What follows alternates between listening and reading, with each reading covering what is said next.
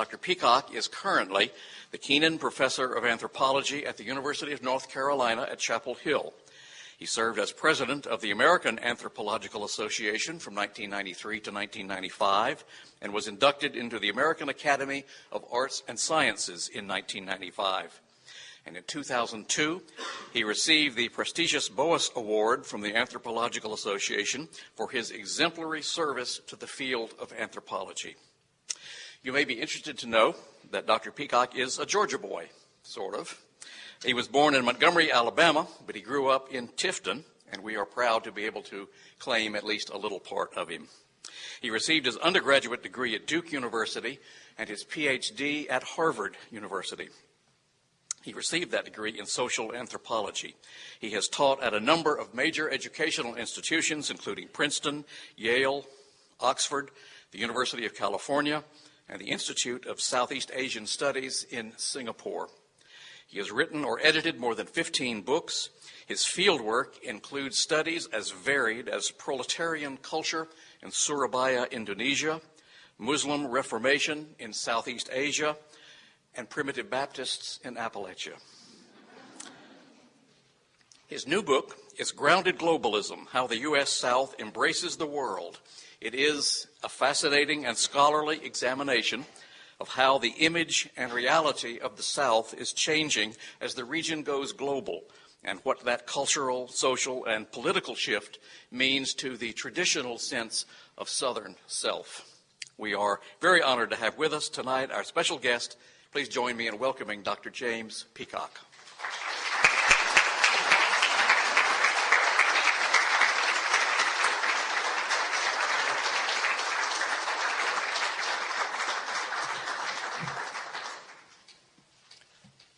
After listening to all the distinguished guests whom you have had and are about to have, it's a great honor for me to be with you. Well, the key to my book, Grounded Globalism, How the U.S. South Embraces the World, is perspective. It tries to give a perspective on who we are, where we are going. And so I'd like to start, by the way, can you hear okay? Is it loud enough? Do I need to speak up or pipe down? Or okay. Tell a quick story, which is a Russian story. There was a worker in a factory that made wheelbarrows. And every day at quitting time, the worker would push a wheelbarrow through the gate, and the guards would inspect the wheelbarrow, and finding it empty, would let him pass. But after many weeks, discovered he was stealing wheelbarrows. So the point is that the guards at the gate took too narrow a perspective. They looked at the contents, not the container, the parts, not the whole. That's what we'll try not to do, and in many ways that's, speaking of anthropology, that's sort of one of our watchwords, is a broad, holistic angle. So, with the South, usually we see it in a national frame. We think of the South compared to the North. That's the way we thought of it for the last couple of centuries, much of the time. Whereas I propose, let us think of the South in relation to the world, a global perspective. My thesis is this, and this will not surprise anybody, because it's happening all around us and we know it, and that is that globalization is transforming the South. And it's doing that not only economically and demographically, all the immigrants coming in and so forth, but also, perhaps, culturally and psychologically. Perhaps creating a new identity, which I'm calling grounded globalism. Now, let me quickly remind you, and by the way, I assume that everyone got a handout, did you, which, if you fall asleep, you can look at it, and it basically sums up what I have to say. And the First part of it describes 3 stages of our history, simplifying tremendously, of course. Stage 1, 1600s, 1700s, there was no South as we think of it today. There were trade routes from Europe through the Caribbean to the New World, such as Charleston or Savannah. And these ports in the New World, including the Southeast New World, were very global. 50 languages were spoken in Charleston during that time, 1600s, 1700s. A third were European, a third were African, and a third were Native American. And then, stage 2, starting in the early 1800s, early 19th century, about 1830 or so, the South became a kind of identity. There are many reasons for that. Some of it may have been that people were leaving the Southeast and moving west to Arkansas and Alabama and places like that, and to link the people who had stayed and those who had left, people like the writer William Gilmore Simms became imbued with the idea of the South as a region. There were other reasons for it, such as slavery, for example, but in any event, the South gradually came to be felt as a real place, as an identity. And that led, eventually, 30 years or so later, 1862, secession, and then the Civil War, and then Reconstruction, which, of course, cemented the identity. And so you got the legacy of the Confederacy. This cover, by the way, I went to a demolition derby, which was at our local state fair, and I bought this flag because it's a Confederate flag, and on it it says, "Made in China." So, sort of a story of the South and globalization in one image. So, returning to the 1900s, 1800s, the South felt itself to be distinctive, a unity, in some ways turned inward and inland, and changes were slow in some ways. For example, there were fewer immigrants coming to the South then than to the North. But gradually that began to change, as we all know, partly because of immigrants not from abroad so much, but from the North, partly because of industrialization, partly because of civil rights. Then, recently, as we all know, late 1900s, early 2000, globalization has become a kind of force. And with that has come people from Latin America especially, we all know that, and also Asia, coming in, and at the same time enterprises and culture from the South going out. So Atlanta, CNN, Charlotte, Bank of America, Atlanta, Delta Airlines, SAS, which you may or may not know about, but it's in the Research Triangle, the largest software. They did the census of China, 2000. It's a very large software company.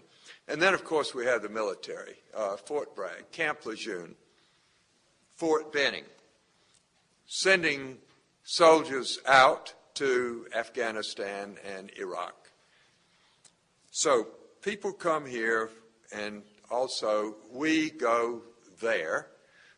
Just to illustrate one example, my wife and I, many years ago, went to live in Indonesia, other side of the world. When we came back, we thought, well, we'll never see any of them again. But one of the children with the family with whom we lived now lives about 10 miles away from us in North Carolina. And any of you can tell that sort of story of going away, making connections, and then the chickens come home to roost. Immigrants come. So the South globalizes. What does this mean? Well, we know something of what it means externally in the economics. Job loss, outsourcing, terrible effects in many ways, but job gain in some spheres.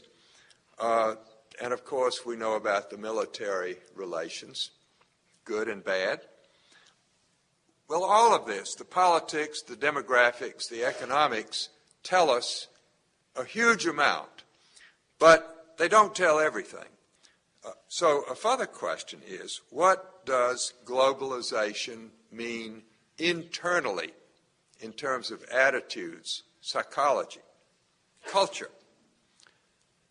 I will suggest, and I'm going to be very brief because one thing I hope is that we can have discussion because you know lots of things that I want to hear about. So I'm going to sketch 3 trends.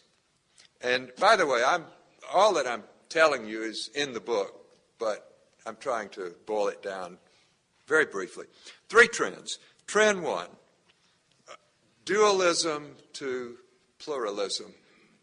There's a joke that Hispanics tell in my county. Jesse Jackson and Jesse Helms get in an argument. Is God white or is he black? They both die, both Jessies. They go to heaven. You've probably heard this story. And God greets them. He says, Buenos dias. So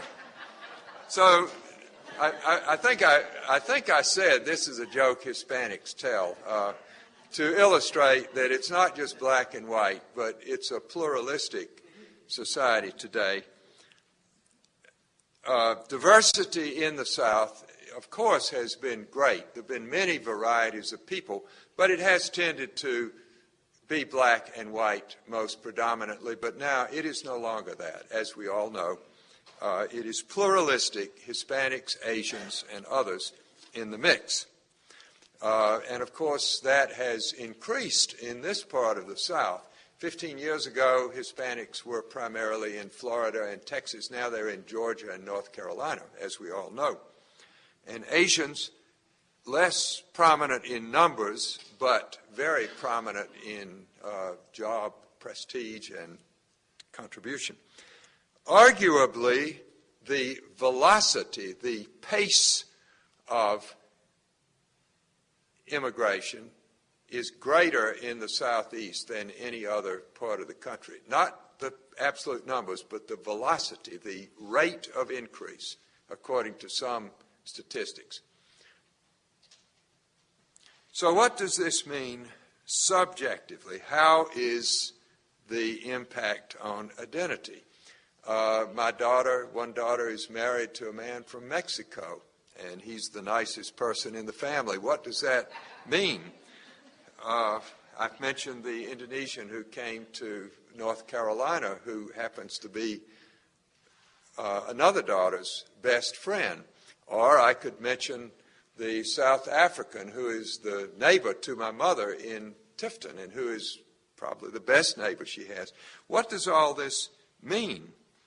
That there's this pluralism, diversity. Does it change us? Are we changing? Or is it just circumstance that's changing?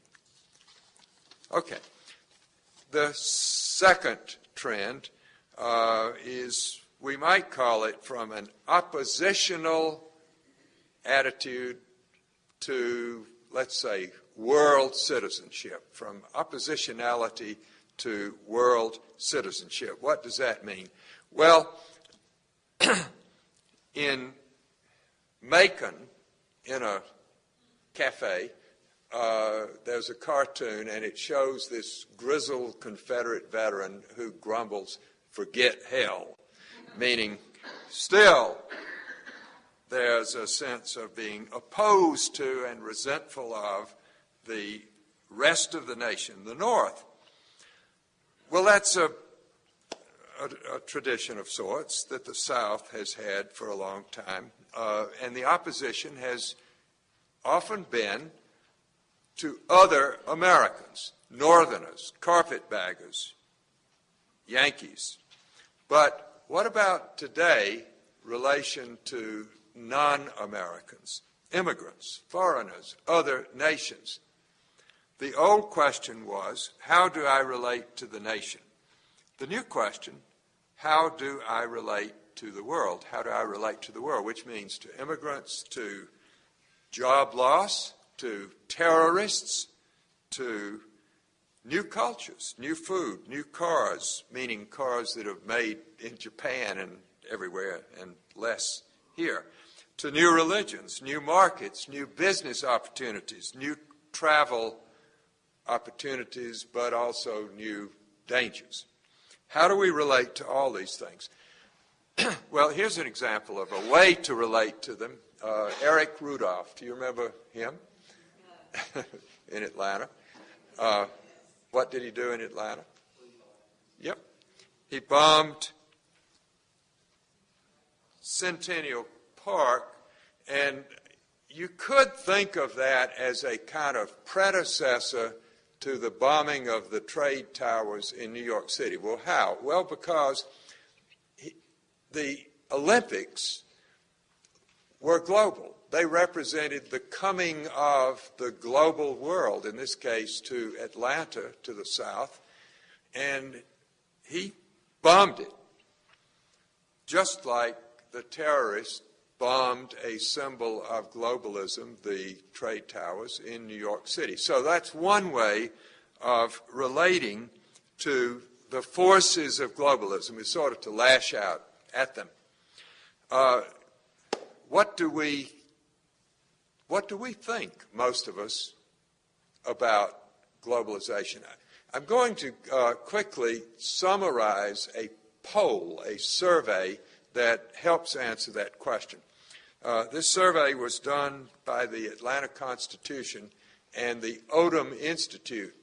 Howard Odom, for whom the Odom Institute is named, by the way, is a native of Newton County, and I believe the great-great-uncle of Dakota Fanning, if you want to place Howard Odom. He's a very significant figure in this, getting off the subject, in bringing the New Deal to the South. But anyway, the Odom Institute, together with the Atlanta Constitution, did a survey. What they did was they called up 800 people in the South, all over the South, and they first asked, do you consider yourself a Southerner? 601 of them said yes. And so they proceeded to interview those 601.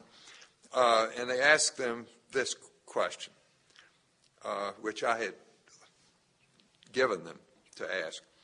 The first option, there were two options. They said, as a Southerner, which of these two positions do you identify with most strongly? The first option, as a Southerner, I am different from other Americans. As a Southerner, I am different from other Americans. The second option was, as a Southerner, I am linked to others around the world. I am linked to others around the world. So one says, I'm different from other Americans. The other says, I'm connected to other people around the world. Okay, what's your prediction? I'm not asking your opinion, I'm asking your prediction. Which option, how many people think more people would have chosen the first option, different from? Okay. How many people think more of the respondents would have chosen the? Okay. I think I see a little age difference. I think you chose it looks pretty even. Well, the way it came out in the survey was 50% said linked to others around the world, and 29% said different from other Americans. Now, this, by the way, held true. You can break down the sample, the 601 people. They're from all over the South, Deep South, Upper South, Middle South, urban, rural, highly educated, well-educated, black, white, male, female, rich, poor, so forth. It didn't matter. They all, in any of those categories, they tended to go more toward world identity and less toward different from other Americans. Well, surveys can lie. We all know that. And so it's worth pondering whether this one might or might not have reflected a true attitude. But it's interesting. Anyway. But whether or not you accept that result, there are plenty of symbols and expressions of a global attitude. We've already mentioned one, the Olympics, the Atlanta airport, CNN, the World Congress Center in Atlanta. There's a museum in Raleigh, North Carolina, which is called, it's a global museum. It's called Exploris. There are lots of these. The most interesting, though, to me, is a motel in McRae, Georgia. You know where McRae is, down below Dublin. It's called the World Motel. The big sign. It's half the size of this room. The World. I happen to know somebody from McRae, and I asked that person, why in the world would the proprietor name it the World Motel? Well, here's what she said. She said he's Pakistani. And here's what I surmise. I don't really know, but I thought to myself, if I were a Pakistani, instead of identifying as a marginal immigrant, I think I'd identify with the world. And so I think that's maybe what he's doing. In any event, there are increasing numbers of global symbols like that.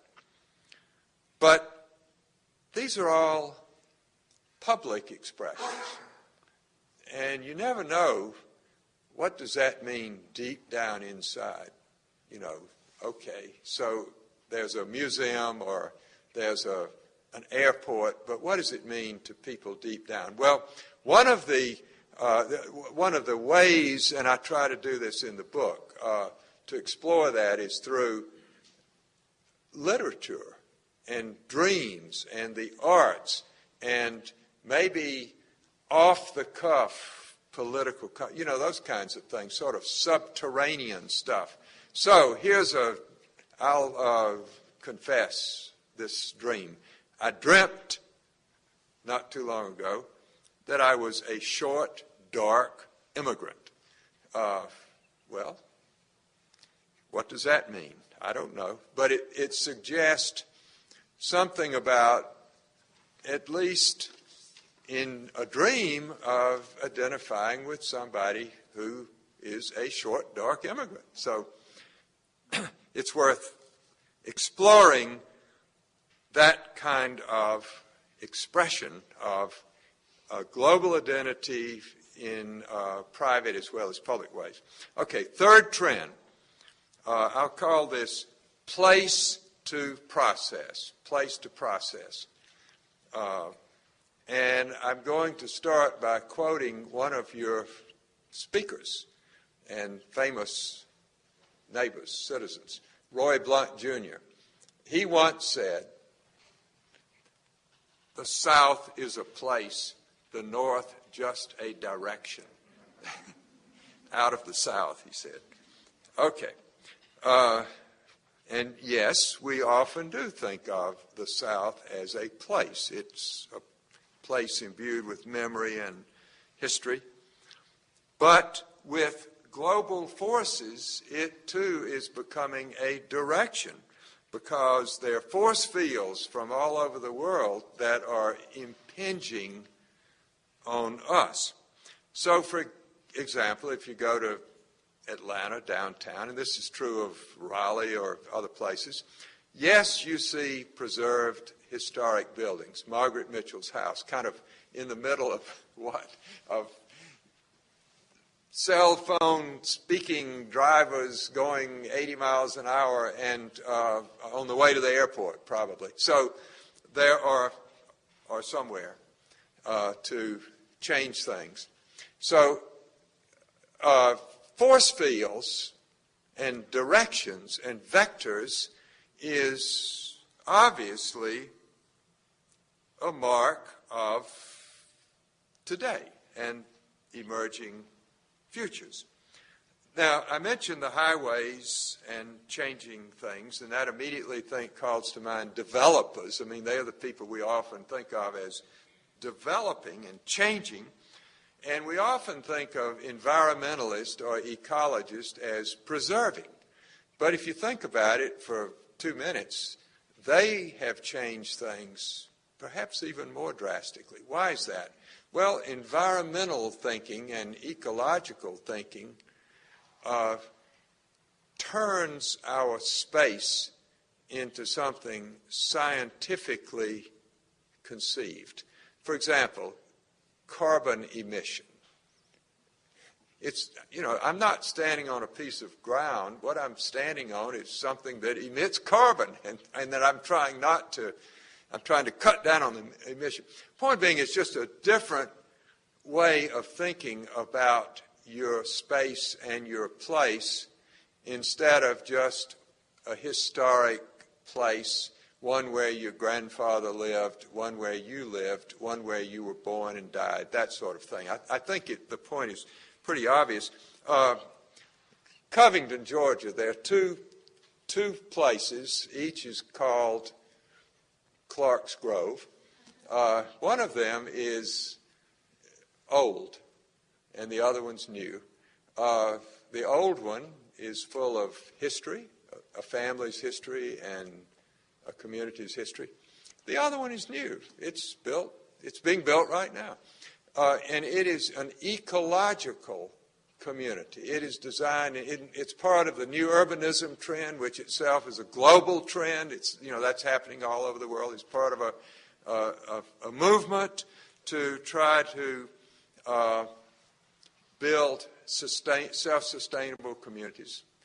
So it's just an example of a way that thinking ecologically may also transform and globalize and sort of uproot. Let me move toward a conclusion. I mentioned in the handout 7 steps, and I'm not going to go into that really, but I do want to maybe just suggest an image, which is a dance. If you think of the first 5 steps, some of you may have heard of the concept which has become well known among historians of the South. It's called the burden of history. It came from C. Van Woodward, and the idea was that, okay, this region is bent under a burden of history. It was defeated. It had slavery. It's had poverty, a burden. So if you thought of the first part of the dance, just imagine somebody bent under that burden. And part of that is an oppositional paralysis, because if you keep resenting the rest of the nation instead of moving ahead, it just sort of bends you even further. But second step, the dancer throws away the burden and lightens her load, and then step 3, this dancer maybe catches the burden, and maybe it's more than one, maybe a group of dancers, and they all catch this burden, which is now called globalism. It's a burden too, but perhaps they can share it, and then they have to sort of plant their feet and ground it, because my argument is that globalism, if it's nothing but globalism, is just sort of up in the air and has no substance, and that you need to ground it in your locale. Contrary to famous world is flat thesis of Thomas Friedman, yeah, of course that's true. Boundaries have broken down, but locales still matter. Let me just remind you of an old story. You may have heard this. It came from the mountains. A man went away, and he was afraid his sweetheart would forget him, and so he wrote her every day. Well, she married the postman. So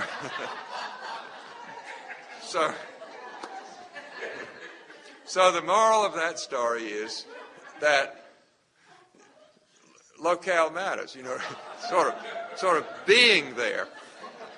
Well, you may say, okay, well, that's the way it used to be, but today she might run off with the guy she meets on the internet, and so that's another story. But still, even then, they'll have to live together, I suppose. Anyway, the point of all that is that there is an interconnection between global and local. Now, I want to conclude with just one example, which is one in our part of the world, North Carolina, which I think shows how these two things go together. A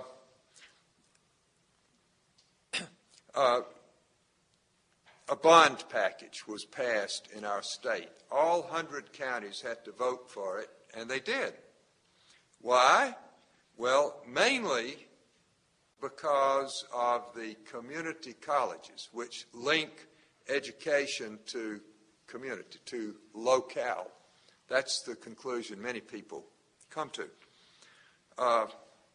As a result of that bond passing, many new buildings have been built at the colleges and universities, and one of them is a global building. And this, therefore, is a global entity which is piggybacking on or grounded in a localized support. I think that's a typical kind of interaction between global and local that we can find if we, and maybe even not just find, but create. So to conclude, to sort of say what this book offers, I think it's something that is, it gives some material to think about. That's basically what it has. It has analysis, it has some stories, it has some facts. It takes us through a thought process and a kind of psychological process. There are three actors in this story.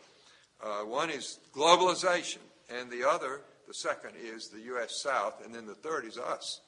And so at that point, I'm going to stop and open the floor, and I really do welcome your thoughts and comments about this process, what is it that's happening?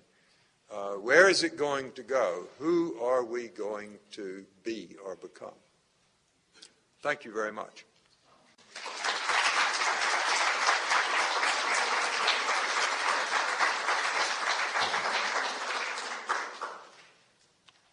Questions, comments? Yes. A couple of weeks ago, we had an author that wrote about Catholics in Georgia and Alabama. Yep. And I was wondering, you mentioned that the immigration was down in the South. Is that because, the Catholics, like the Irish and Italians coming in, didn't think that the South was very welcoming to them, and they chose to stay up in New York and such? During that time. And of course, the Germans coming in, maybe being Lutherans, they didn't Yep. find very many Lutheran churches down here either. And also the other point is, if they didn't find a welcoming down here, also was the heat, the oppressive heat down here, a factor? Well,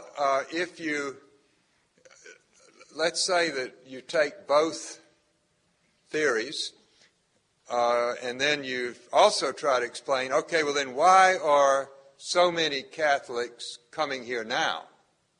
Because it's true then But there's a very rapid, as we all know, very rapid increase of Catholicism in the South today.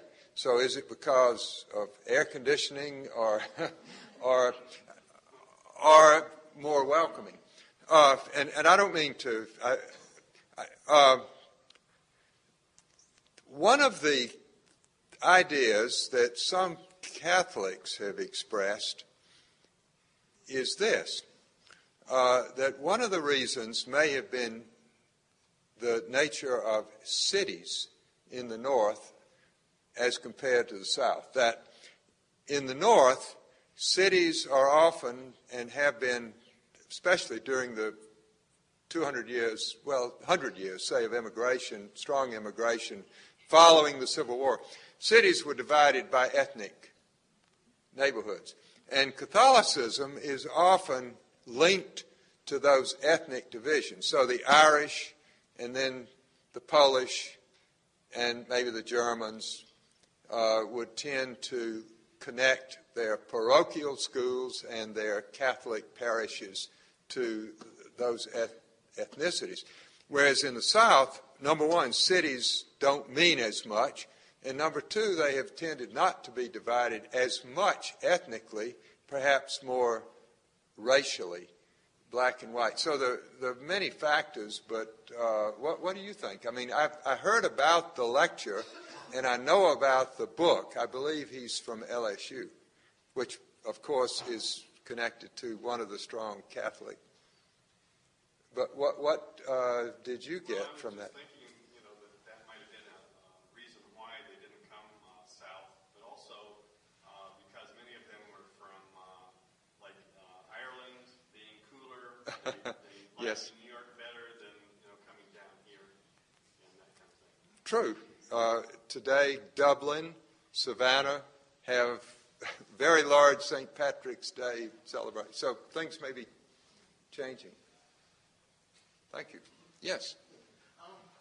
Do you have any thoughts on the role of music with Southern origins, how it influences from Stax records to country music Yep. to current crunk and dirty South hip hop music? Do you have any thoughts about how that influences global relationships or even national relationships? That is a tremendously interesting point. Any of those, I don't think I'm telling you anything you don't already know, but you can take any one of those. You can take hip-hop, jazz, of course, blues, bluegrass, and you will find bands and singers and instrumentalists who do that everywhere in the world. There's a famous bluegrass group in Japan which calls itself Bill Monroe, for example, and hip hop, of course, rap has I heard on the radio 2 or 3 days ago a Chinese rap group. So I think the answer is yes. Why? Do you have an idea? Why? I think the answer is absolutely that it's a huge, tremendous catalyst for globalization. Why? Well, I think of the influences in the South. Different races, storytelling, Yep. Rhythms, a lot of those things that were originated here. And some of those things probably come together. And then, the flavor of the decade of the month or whatever, it's easy to market, Southern rock or Southern hip hop, things like that. So maybe there's an advantage there too.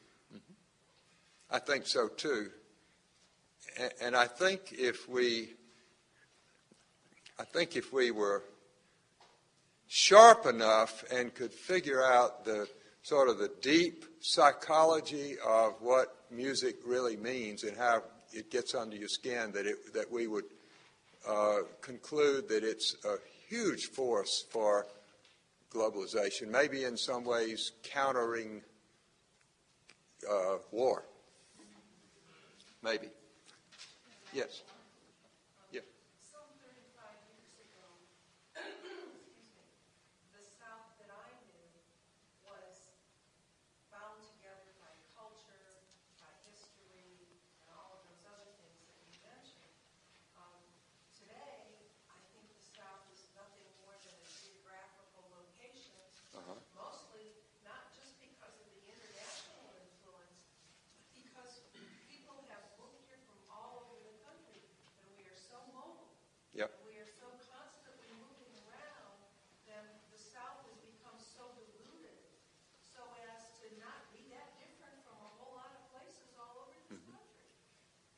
How do we decide that question?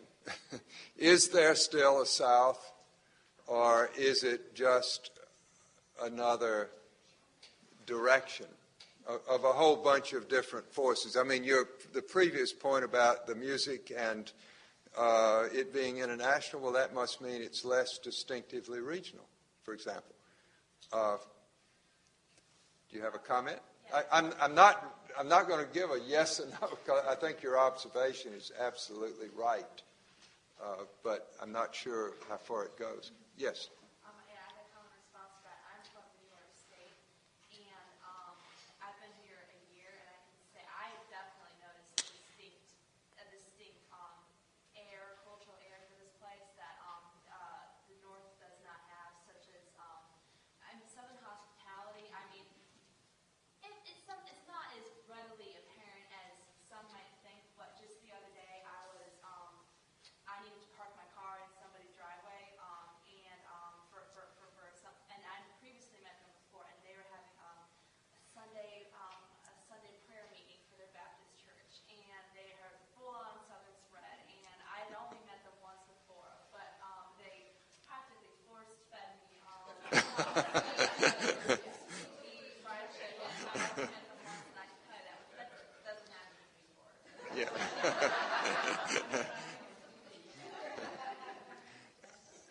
So you and you survived that, okay? Yep. I mean, there's so many levels to this question, of course, but one of the intriguing ways to address it is to ask about new immigrants. Do new immigrants, from other parts of the world who live in this region, say in the South, differ from the ones who are moving into other places, California and so forth? Now, there is some evidence that there are differences. One example, Vietnamese who live in California compared to Vietnamese who live in, well, there was a study done in North Carolina.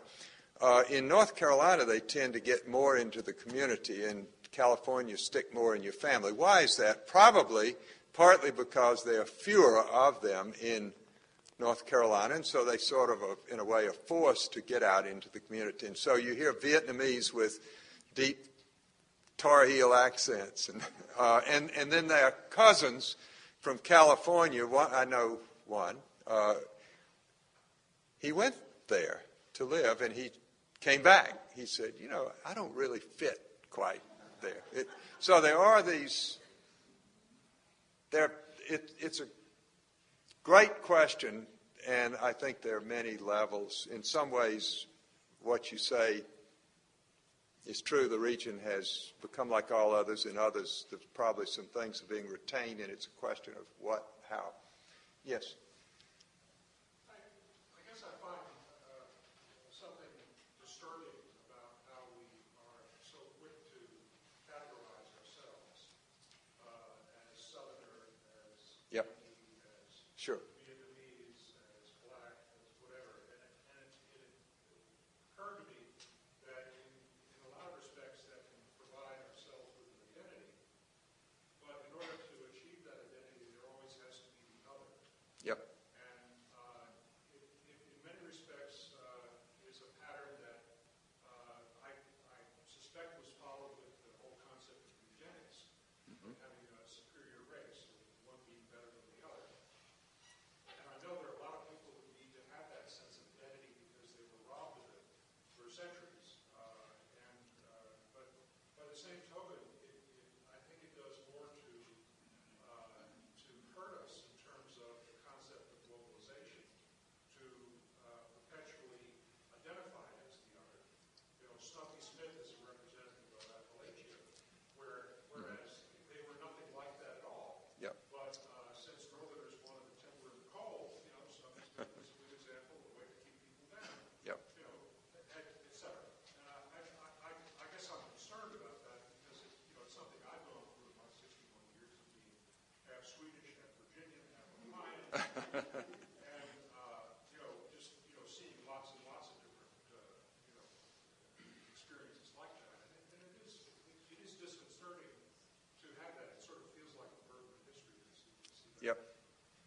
a great comment, and in a way mirroring her comment a minute ago, which suggested, okay, these cliched identities are disappearing, and as you say, that's good because it cuts out the labeling and the distinction between I'm this and he's that or she's that, which can terminate communication and relations. On the other hand, if it goes far enough, not only you become a nothing, and so how far, and that's part of the question about the globalization business, is if it goes far enough, does it essentially eliminate identity, humanity? You're just part of a cyber force or something. So I think I see you shaking your hand. The answer is no. Okay. You're still an individual. You're still a human being. Okay. I don't know why we need labels. I feel like until the whole world intermarries and has kids and gets rid of this, right, and they find something new to hate, that would be a good solution. Okay, fair enough. So human being is a sufficient identity. Great. Yes. Well, along the lines of what you're talking about, I was thinking back in the 30s, the South, this BAWI program came along, balance agriculture with industry, and what we wanted to do was to grow. At the time, the South was, it seems to me, fairly self-contained area. We had our own identity, and when we started bringing in more industry, it's as if, like with a place like Atlanta, we grew these cities, and as we grew these cities, we brought more people in, and in a sense, we started by bringing in other people, different ideas, industry and such. That identity of the South became more localized. The hot spots like Atlanta started growing. So when I came to Georgia back in the mid-'80s, there was a lot of talk about two Georgias, yep, Atlanta and the rest of Georgia. To me, it seems like that same could be said about a lot of areas of the South now. The interesting thing for me is that what we did with BAWI was to sort of sell our resources so we could bring in industry, and now we're seeing the same thing happen in other areas, like in Mexico, like in the Far East. So to me, I'd like to hear your comment on that, about what influence that might have on us, knowing that what we sold ourselves to gain, we're now losing to these other international markets.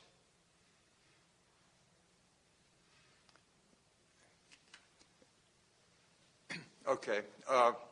I'm not sure what I understand the question. I'm not sure how it seems to me that it has been so sudden, so recent, that we have realized that the very changes that, as you say, we made maybe in the 80s or long before in many ways, are now being made to us. That some of the key things that we had, which were not all good, like cheap labor and so on, are now being used as advantages elsewhere. And so what do we do about that? I guess my question is here, how does that affect our identity as Southerners, now knowing that, what we were trying to achieve, yep, now in a sense, to get back to this lady's point, or your point, is there a loss of identity in some sense because we no longer have what we were? I think, frankly, that we're mixed up. We worry about globalization because we see the damage, the job loss, the outsourcing, getting involved in foreign wars, which are disastrous. I mean, whatever one's opinion, they are costly in any event. all of that, which is part of globalization, and then, therefore, questioning that, questioning the globalization. And yet, we've already moved away from something else that was revered, namely a kind of identity. And so we've already kind of thrown that out in many ways, unless you think of preservation and some kinds of that's an example of trying to reclaim an identity that was lost. So I don't see that we have any clear answer to those questions, but that maybe we are moving toward some kind of synthesis where, okay, we accept the forces of globalization as something that we have to deal with, and we also now, sometimes too late, realize the losses of identity and cultural connection, and we try to regain them. And so we're looking for a balance. Yes, do you have a comment? I want to bring you back and the audience back to something you said when you opened your dissertation. You said Okay. that perspective was a very important thing. I think that we have all lost perspective of the fact that this country as a whole was dubbed the melting pot. And everything has been dumped into this pot from everywhere. And now what we see is in the South, the North, and everywhere else, that that pot has now overflowed. The overflowing has taken away the identity of the North, the West, all of the regions. The South, it just seems, has lagged behind in what has happened in New York. This is a very young lady over here who obviously did not live in New York City, because New York City is a very ethnic place, divided up by neighborhoods. And you have the Caribbean influence, you have the Russian influence, you have a variety of influences that have changed the whole landscape of New York City. Mm-hmm. What has happened here in the South? Who was a Southerner? I was born here, but I went away, and I was away for 30 years. Yep. And I've come back. Am I really a Southerner? What is my identity? Well, what we do know for a fact is the influx of all of these folks that we've mentioned is just a new wave of immigration. Every wave changed this country. Every wave had an influence on every region. It was more subtle because of some of the politics and some of the purposeful design of the forefathers and then the governing structures. And now it seems like those folks that we tried to keep out with isolationism, with Eisenhower and all of that, are now in political positions of power. And you have Schwarzenegger in California loosening up legislative processes to allow more immigrants to have more authority and power. And unfortunately, it's inevitable. It's going to happen. We can't stop it. My opinion, but I think the handwriting is clear and it's on the wall. Today's youth do not have the resistance that yesterday's elderly folks do. We don't have that identity. We don't have that that sense of self-preservation. We don't have that regionalization anymore. And the youth prove it all over this country and all over this world. That's just my opinion. 2 cents worth. It's worth a lot more than 2 cents. And then a question for these youths, and it might include the young lady from New York, would be, okay, if you're totally open to all these varied identities, then what's the core? What's the value system or the lodestar or the anchor, whether it be the South or, as you say, you've generalized it around the country to what the side of the code for things to happen. It's not happening for the diversity from some of it and different to it was exactly point of yet they in the middle of all the uniform visit me that was going to go on all the stuff in the kind of like yet not in the hot end of carrying over just in the fact what else is going to be different